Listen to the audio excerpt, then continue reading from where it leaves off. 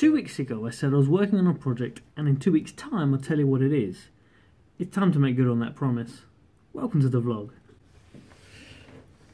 Many of you know I'm a youth worker, and I write my own sessions for the youth that I work with. Like, I write my own sessions for the youth that we work with. I was thinking one day, how can we make the topic of Easter more interesting to the young people that we're working with? Like, how can we explain the events and what actually took place in a way that's fun and engaging? And I thought, what about an Easter, like, murder mystery night? It'll be a murder mystery night with a twist, because everybody knows who got killed, everybody knows where they got killed, everybody knows who killed them.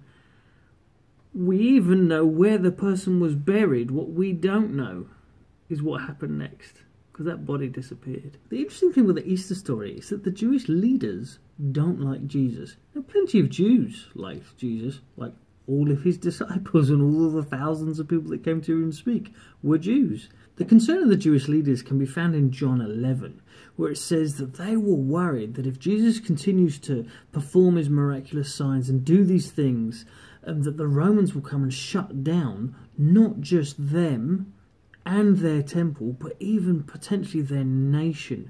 They were worried that Jesus wasn't just destabilising religious structures, but national ones too. Jesus, you're going to bring the whole blooming house down. And that's why they decided to kill him. The high priest Caiaphas is the man who at that point utters the famous words that it's better for one man to die than for the nation to be destroyed. Jesus' death sentence was sealed then. So we know who killed Jesus. We know who wanted him dead. We know that the Romans went along with the Jews because at the time that Jesus was crucified, it was the Passover. Luke tells us that Jesus' family went every year to Jerusalem for the Passover. So we know that the Roman authorities would have been on edge, because in the city, in that town where the temple was, more people would have been there than usual. What happens when you get big crowds of people?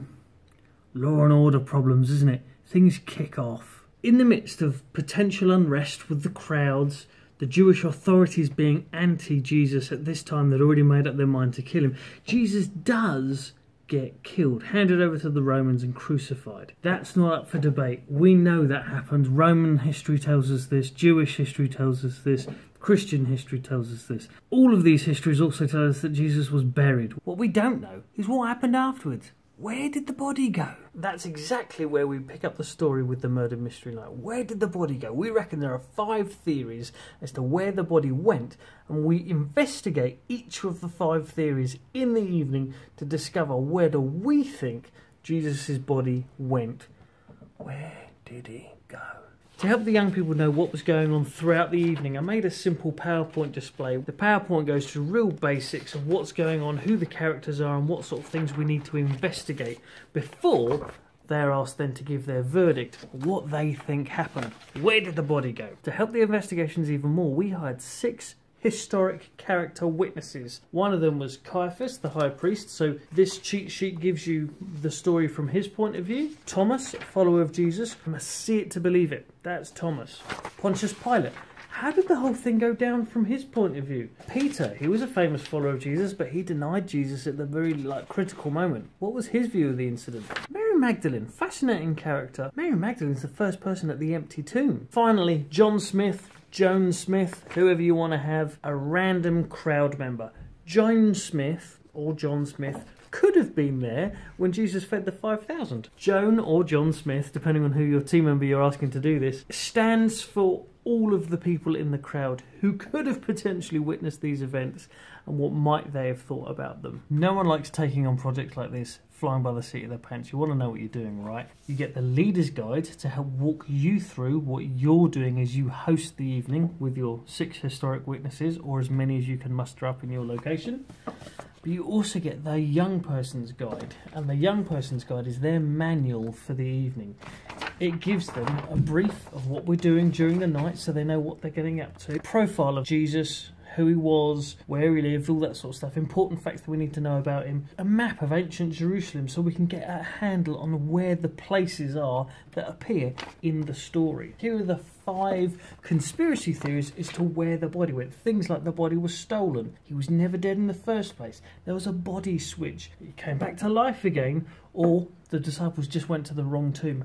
Which one was it, and how can we prove each one to be right or wrong? The young people get a quick heads up on who the 6 characters are that are walking around the room, these 6 people that they can ask questions of. The last page is notes. We give all the young people that take part in this evening a Bible so they can run through and find out all the facts that they need to either prove the theory is correct or incorrect.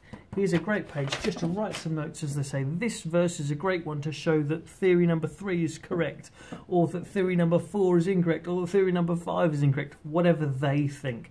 But they get their answers through searching through the Bible and actually going, does this make sense? Is this plausible? Is this real? So as you can see, I've nearly finished all the resources to be able to have you host your very own Easter Murder Mystery Night this Easter. I want to get it out and available to you as soon as possible, so you can investigate the most talked about death in history. We know who the victim was, we know who killed him, we know where he was buried, but where did the body go? It's up to you and your youth to decide. If you have been, thanks so much for watching. I make these videos every Thursday on YouTube and every Saturday on Facebook. I hope you like the little heads up I've given you about the Easter Murder Mystery Activity Pack, which is coming soon. If you have a question or a comment about the Easter Murder Mystery or about anything else, please leave it in the comments box below. Otherwise, thanks very much for watching and I'll see you next week. Bye. Thank you for watching Hellyers weekly vlog. Can we watch it, Daddy?